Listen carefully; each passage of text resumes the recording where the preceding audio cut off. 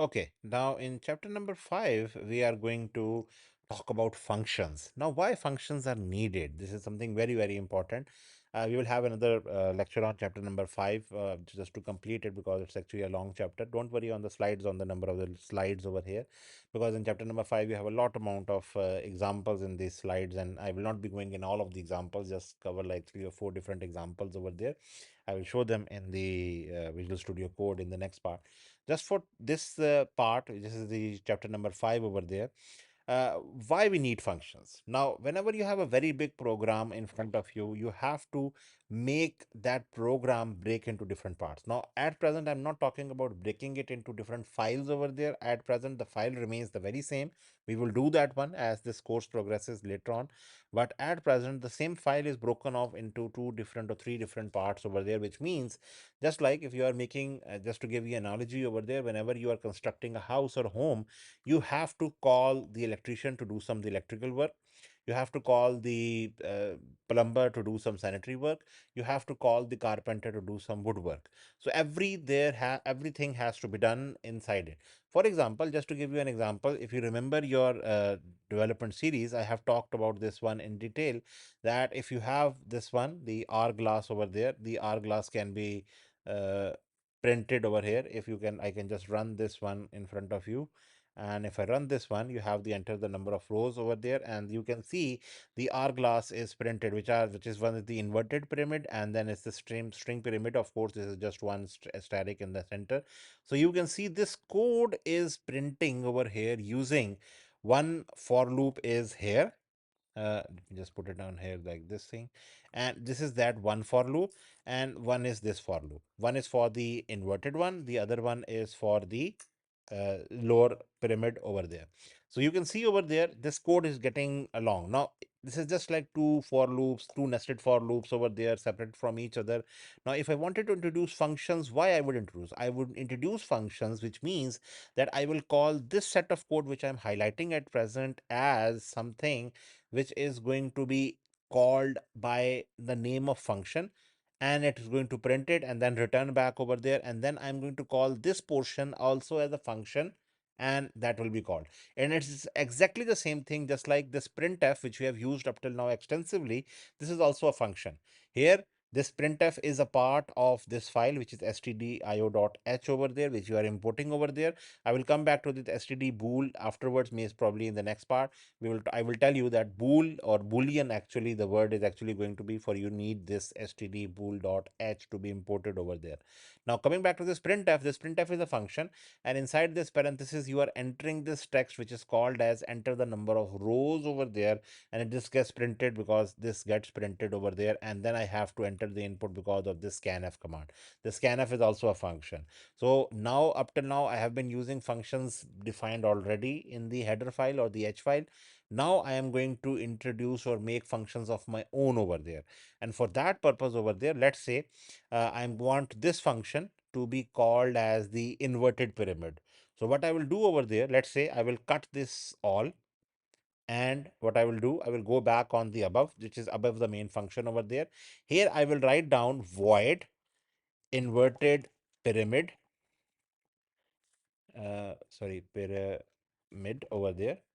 And then inside it, I'm going to write down int n, and then inside over there, I'm just going to paste that. Whatever I had, I am just going to paste that one over there.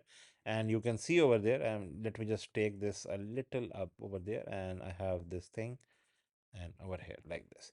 So now what is this? What I have done, I have made a function. Previously, what was the function? There was only one function, that was main.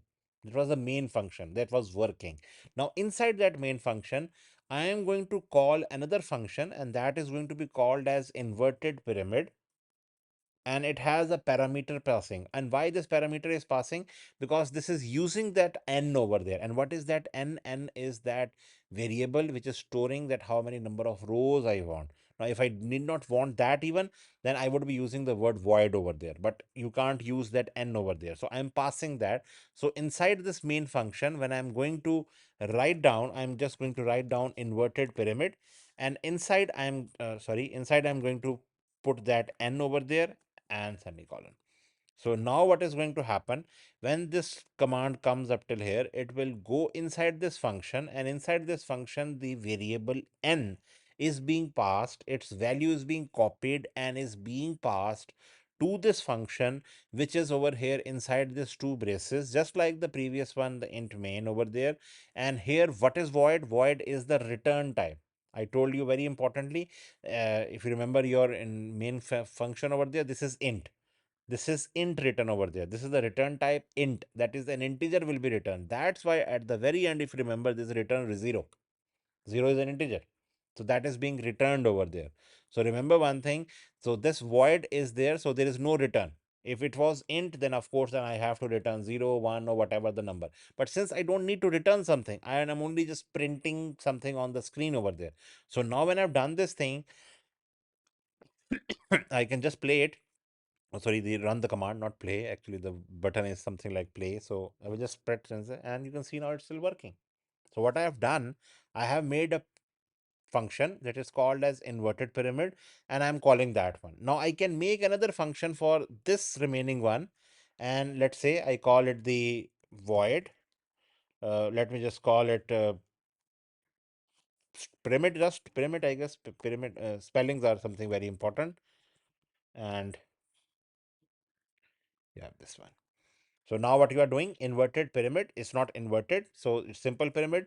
The values are different over there. And here I am going to call it pyramid over here.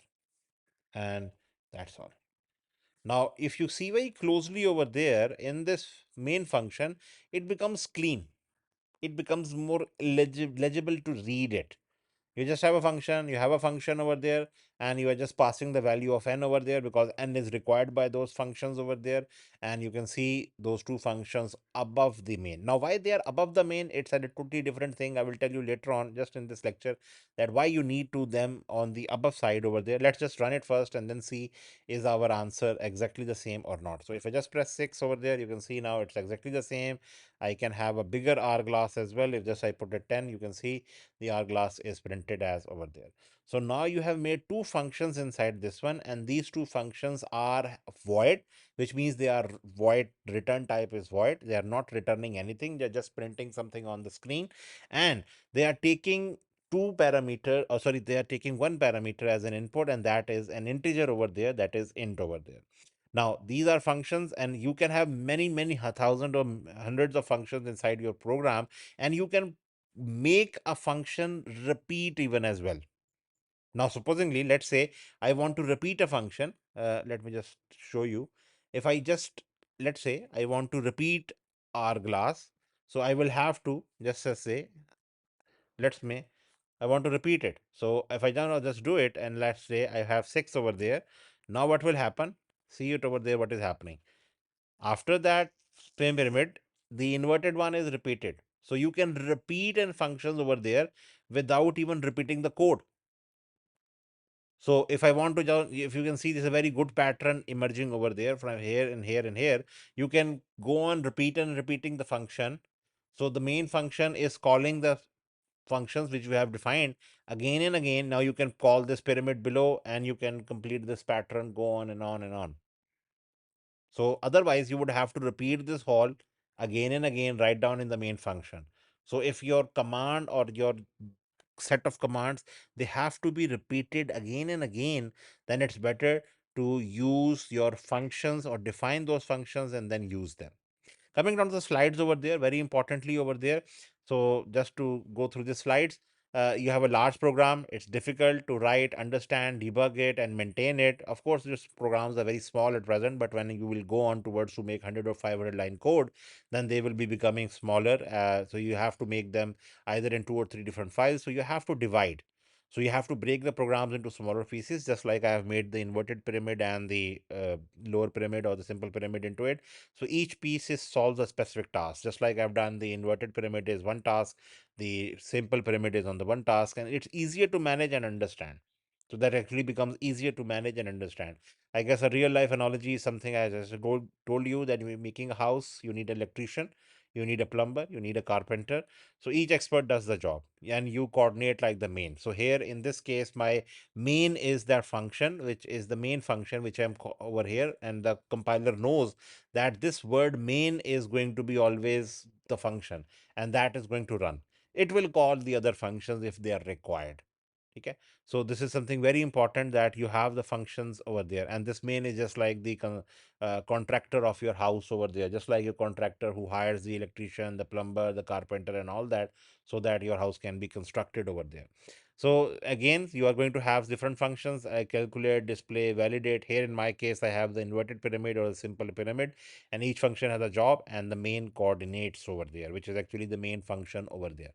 Now, just to give you function, it has a name. As I told you, it has a name. That name has to be always starting from an alphabet, and include, it can include numbers, underscore as well, but the name cannot start with a digit. This is something very important. It performs a specific task. It can be called multiple times, just like I have shown you just now. It can receive an input, which is actually n in our case. This is the input over there. That is the input parameter over there. The word used is parameter. This n is going as a parameter, and that n is defined over there. Remember, this is the defining of that function. Here I am defining that function over there, that is in this part over there, that how this value is going to be taken n, and that n is going to be used inside this loop over there in this part. So I have, and it can return an output. Now here in my case, it's not returning an output, it's void, it's empty, because it's just displaying. If I had to return something, then of course, instead of void word, I had to use int, character, float, double, or something like that, whatever is there.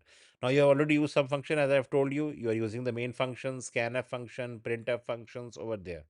Now, your first custom function over there, as you can see over there in this case, I've already shown you in the Visual Studio Code, but you can see over there, you are having a void, which means the return type is not required. Remember, if this void is there, there is no need of any return 0 or return 1 or anything over there. If it has int or something, then the word return with some text, with some variable has to be there. So that is very important. Greet is the name of the word. And again, it has no parameter, so it's just void. So you, when you are going to call greet over there, the greet is just going to be given by two parentheses and semicolon. That's all. So when this will be called, it will be printing f hello from the function over there, and this will be printing first, then afterwards this will be printed, and afterwards this will be printed over there. So in this way, you can call the function. Remember, this is defining of a function over there, which you are doing over there. And why you are doing it above the main? Now the answer, you are doing it above the main because when this code is going to be stored inside the RAM, you don't want all the functions. Now at present, you just have one function, two functions, or three functions.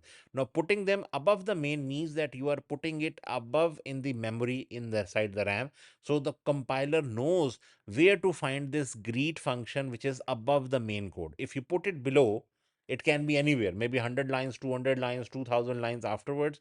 So this greet, it has to be defined above the main, so it's easy for the compiler to find it out. Now there is another way of defining it, and that is by memory allocation. I will come back to it later on, maybe in the next part or maybe in the next lecture when we are talking about the pointers over there. But at present, the functions have to be defined. When you are defining or giving the body of that function, you have to define it over there above the main function. This is compulsory. Now there is one way you can make it defined below that as well, but for that you need one thing at least else to be done. What is that? I will just come to it later on. But before that, let's see this slide first. What is happening? You have the line one, which is this slide. You are actually going on this line, and then afterwards you go on this thing. So what happens? The control of the program or the processor, from this line, it goes on towards this function, and this function is this thing. So it goes inside it, prints this one, and returns back, and then prints this thing.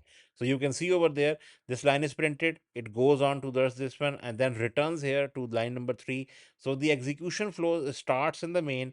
When the function is encountered, it jumps to that function, execute that function code, whatever is inside the braces, and it returns to the main and continue. And now coming on to the parts of a function, before I can tell you, as I've told you, there has to be a return type. The first word, either it's void, int, character, float, double, whatever, it has to be the return type. Then the function name, whatever you're going to call it. certain nomenclature is there. I will tell you just nomenclature on the next slide. Then there is a parameter. It can be one parameter, two parameter, three parameters, or even hundreds of parameter, or even a union or a structure. Now, what is a union and structure? We'll come back to it in the next class or after the midterm.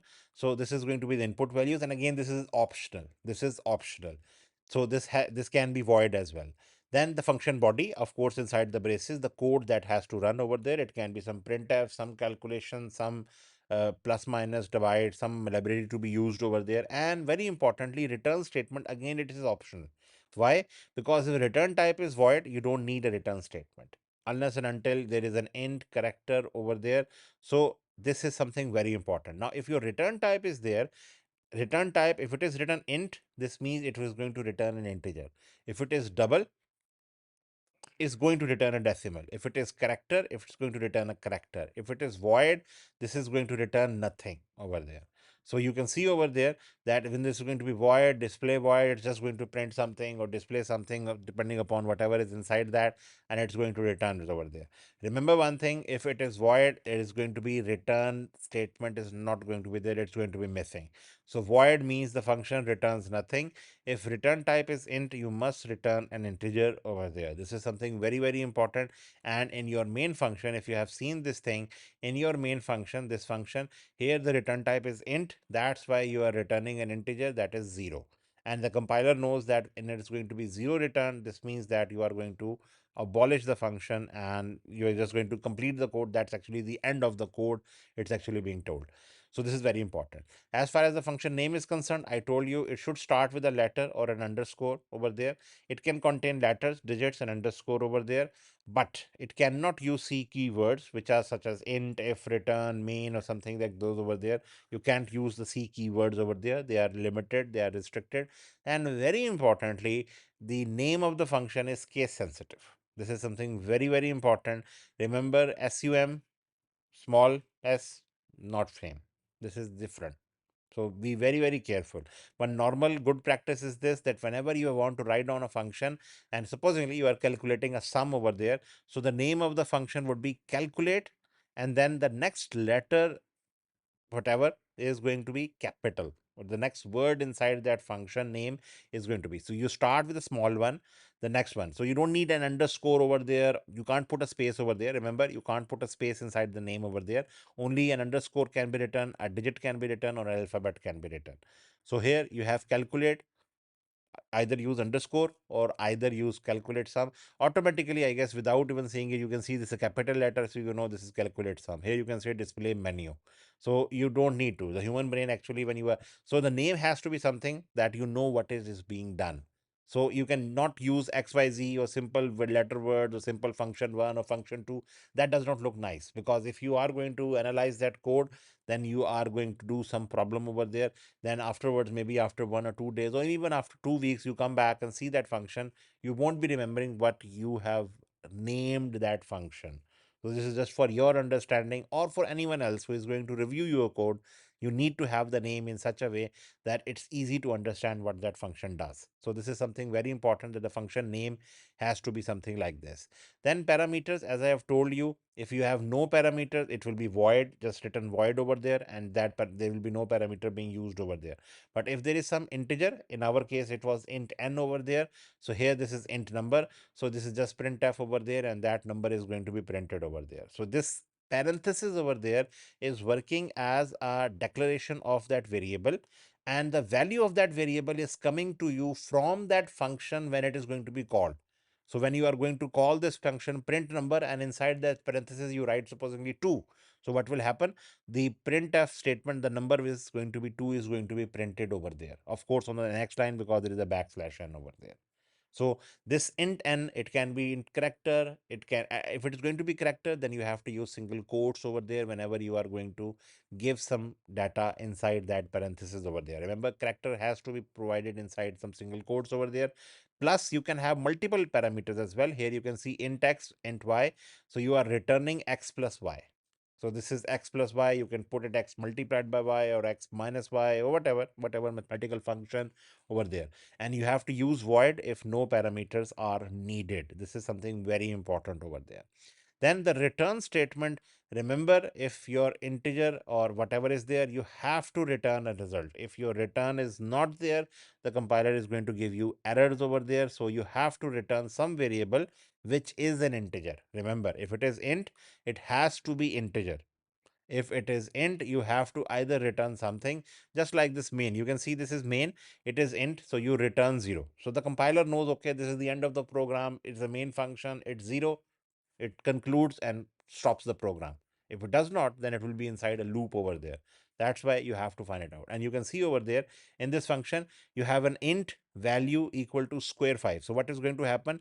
You are calling a function square, which is giving a value 5 inside it. So 5 will go inside this num variable, and num into num will be done. So it will be 25, and that 25 will be stored inside the result variable because of this assignment over there.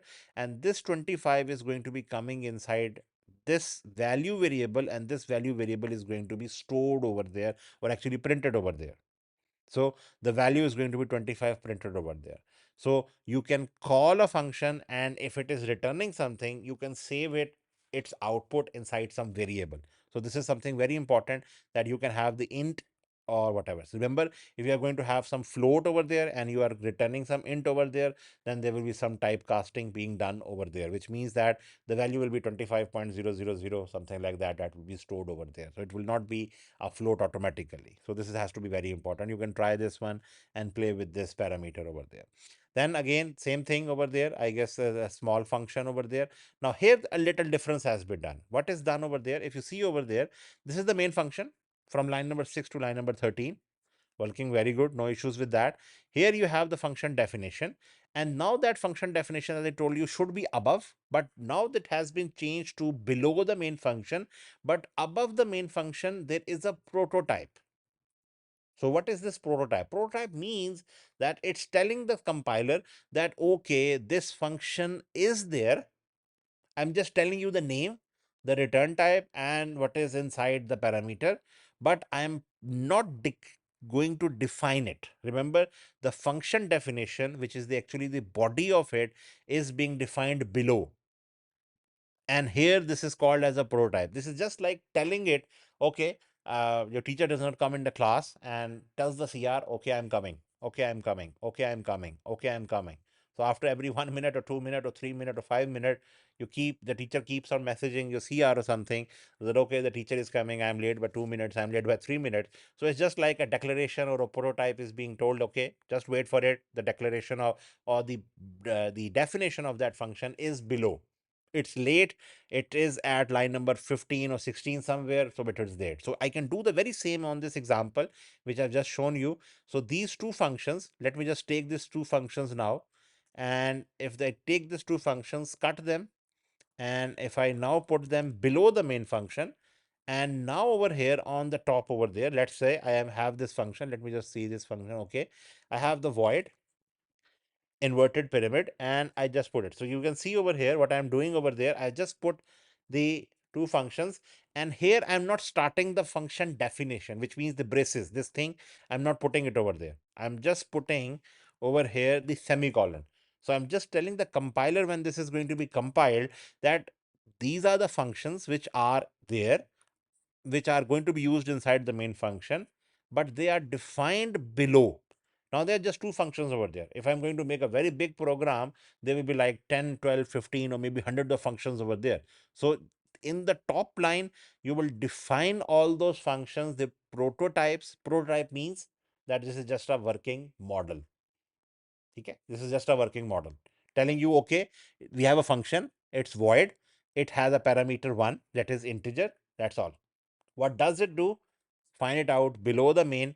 So the main knows that below the function is available. This type of process is called as defining the function prototype over there. And here, this is the function declaration below the main. And this is the most common standard practice whenever you are going to define a function, and the function will still work over there. Let me just show you, and you can play this function. Sorry, again, I guess I have used some AI over there. That's why it actually runs not, and have 6. And now you can see this is that same pattern. Because why with the same pattern? Because I have the functions being called again and again. I can call the pyramid function afterwards, this one. So let me just again do it and show you. that now if I just put, sorry, not here, this will be 6 here, I guess, and like this. So you can see now the pattern is evolving. So you can call functions again and again, and the pattern can be printed again and again. So let's say I have this like, let's say 12 over there. You can see now the pattern is printed. So no change. So you, in this way, you can call the function repeatedly, more number of times, very easily over there. So it's a square function. Now, if you see this example over there, this is here example. This is just taking the loop and calculating its square. So it's calculating from 1 till 10. It's going to print its square. So 1 square will be 1, 2 will be. So you, what you are doing, you are passing this function inside printf. So when this printf will be called, it will straight away go to square function. It will go here, okay, yes, there is a function, prototype is there. It will go below the main function, find it out where that location is. Compiler will know the location of that, the memory location, and it will go straight away on line number 16 and see, okay, return number into number. So whatever number is coming, what is x over there, x is 1, it brings inside it 1 into 1, return 1 will be returned. So printf will print that 1 and that output will be there. The next one will be 2, so 2 into 2, 4, and this will go on, the output will be printed one by one. So this is called as calling the function. So it will go on to the prototype. Prototype will tell, okay, from the compiler, okay, it's at some memory location at line number 16, whatever that refers to inside the RAM. So that will be called over there. So if you break down this example, if you see very closely, it's the same thing. On line number 4, you have the function prototype. On line number 2, you have the function call. You can see over there on this thing, you have the square x over there. You can see this is the function call at line number 9 over there, or line number 10 actually. And then there is the function definition at line number 16 to 18. This is the function definition over there. So you can see that every time you have a function prototype on the very start of your page, wherever you are having that include and all that. And then most probably in next lecture, I will talk you about the global variables also, because global variables are going to be defined with this function prototype. They will be global. They can be used throughout the program everywhere. Now, these variables which you define over there, they can only be used here inside the main function. Remember, if you define any loop over there or inside the main function, they can only be used and they are called as the main variables or the local variables. Or if you define a variable inside some function, that will be local to that function over there.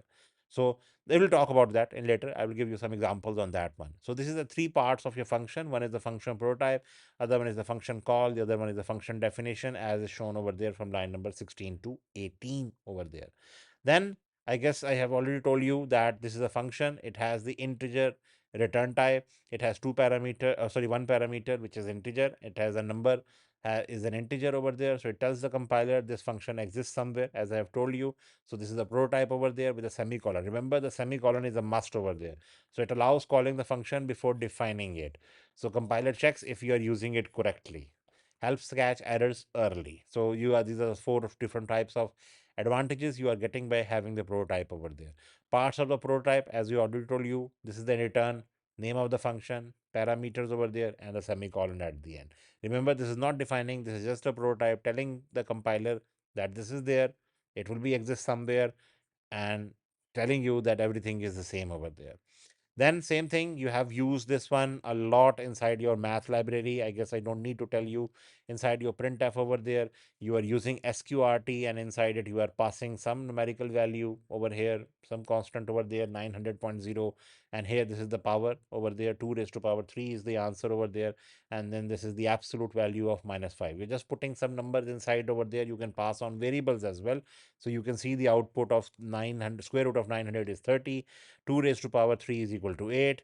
Absolute value of -5 is 5, because -5 absolute value is taken off the negative sign, it's 5. And but this is all included inside the math.library, and you have to include it if you want to use these functions over there. Some of the functions inside the math libraries are this one, and you have already used this all inside your lab number 2. If you are familiar with this thing, you have used the ceiling function, the floor function. Sine cos has also been used, but remember, they have to be in radians, is a very important case over there. And then the natural logarithm, that is log e, that will be 2.718, which is approximately equal to 10, or actually average anti-log is 2.718 over there. And all of these are having their return types as double. So this means that whenever those functions are being returning some value, they will be double. So any value coming on here, here, here, here, if you're storing it somewhere, it has to be double. This is very important over there. Then very important, whenever a function is called and inside that function, you write down some variable name. Remember here in this example, remember one thing. In this example, when I'm calling this function, I'm putting the value of n inside that function and calling that function. So I'm just passing the value. I'm not putting that variable to be changed, because this variable int n is a part of this function. As I told you, it is local to this main function over there. When I'm passing this value of n, whatever that value of n is stored inside this scanf, it will go inside this function and it will be given to this function over there. The prototype is there, and here this will be printed over there. So whatever. So, but n will not change. So if I do something, change a here of n over there, n will not change at all. N will not change, because here this is just passing the value, and this is exactly the same thing written in this slide over there. You have the pass by the value. So all arguments are passed by value over there. So you are just having the number over there. You can see this number is being copied over there, and you are having this passed by the value over there. So here you are just passing the value of 5, and when you return back, the value remains the very same over there. So next time I will come back to the function call stack, which is a very, very important thing over there, and I will talk about a lot about the random numbers and generators in the next part over there. Meanwhile, please try to convert all your programs, whatever you have done up till now, inside a function. Whatever program we have done up till now, try to convert them into a function. Then we can go on to have the next part soon. Thank you. Allah Hafiz.